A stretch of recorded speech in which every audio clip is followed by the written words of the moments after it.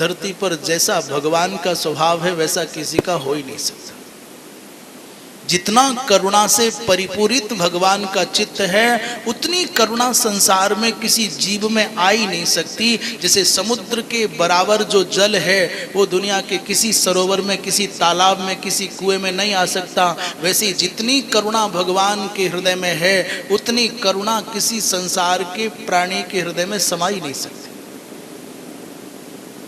अरे भैया, कोई सागर यदि घट में भर जाए तो भगवान के हृदय में व्याप्त जो करुणा है वो किसी मनुष्य में आए।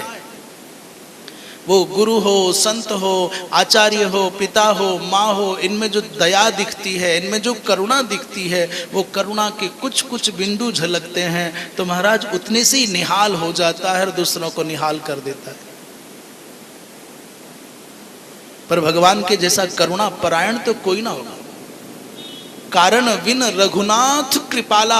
इस संसार के लोग यदि करुणा का दर्शन भी कराते हैं, करुणा का, दया का प्रदर्शन भी करते हैं, उसमें कोई ना कोई कारण होगा, उसमें कोई ना कोई हेतु होगा, उसमें कोई ना कोई स्वार्थ होगा, कुछ ना कुछ परिणाम चाहिए बदले में। क्यों? बोले स्वार्थ लाग करहि सब। कोई ऐसा नहीं बिना मतलब के कुछ कर दे तुम्हारे लिए।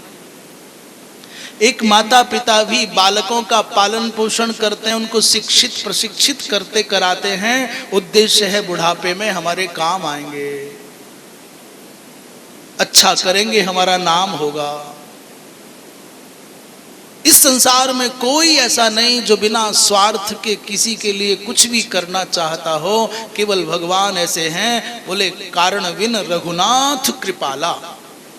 बिना कारण के, बिना किसी स्वार्थ के, बिना किसी प्रलोभन के भगवान ही कृपा कर सकते हैं, करुणा कर सकते हैं, कोई दूसरा नहीं। भैया कहां तक कहें, भगवान कृष्ण की करुणा का दर्शन कराते हुए श्री उद्धव जी महाराज कहते हैं, कंबा दयालुम शरणम प्रपद्ये शरणम ब्रजेम।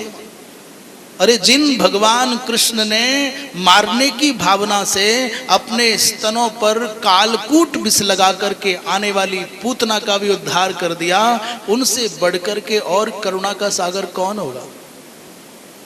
अजामिल का उद्धार करने वाले भगवान से बढ़कर के और दयालु कौन होगा? अधम से अधम, पापी से पापी जीवों को भी जो पार कर दे प्रसन्न होकर के, करुणा करके, कृपा करके, उससे बढ़कर के दयालु और कौन होगा? इसलिए संसार में जितने भी करुणा के दर्शन कराने वाले, प्रदर्शन करने वाले हैं, उन सब के अंदर तो थोड़ी सी मात्रा में करुणा होगी, पर हमारे तो करुणा निधान भगवान श्रीमन नारायण क्या बोले, करुणा के सागर है, सागर। जैसे सागर की कोई इयत्ता नहीं है, कोई सीमित, कोई उसकी मिति नहीं है, कोई निर्धारित नहीं कर सकता कि सागर कितना गहरा और कितना विस्तारित है। वैसे ही भगवान की करुणा, कदाचित सागर को नापना तो संभव भी हो, उसकी गहराई और उसका विस्तार, पर भगवान की करुणा के समुद्र का परिमाप कर पाना किसी के द्वारा भी संभव नहीं है।